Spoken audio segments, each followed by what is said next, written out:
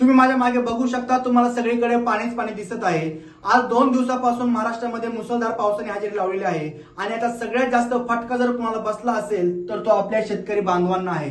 कारण त्यांचा ऊस असेल, कापूस असेल, कांदा असेल, हे सगळं पाण्याखाली गेलेलं आहे। एवढंच नव्हे तर त्यांचं घर असेल, गोठ्यातील गाई गुरं असतील, रस्ते असतील, हे सगळं पाण्याखाली गेलेलं आपल्याला इथं दिसतंय। या गोष्टीला 2 दिवस उलटून गेलेले असून सुद्धा इथं सरकारचा एकही माणूस उपस्थित राहिलेला नाहीये। त्यांची एकच माफक इच्छा आहे की सरकारने या घटनेकडे दुर्लक्ष करू नये, आमच्या मालाला हमीभाव मिळवून द्यावा, एवढी त्यांची एक इच्छा आहे।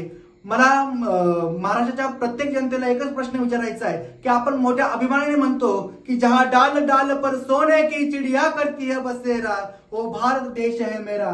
परंतु खरंच हा भारत देश या शेतकऱ्यांचा, या गरिबांचा राहिलेला आहे का, याचा तुम्ही विचार करा। आणि अशा ताज्या घडामोडी पाहण्यासाठी आताच चॅनलला सबस्क्राईब करा।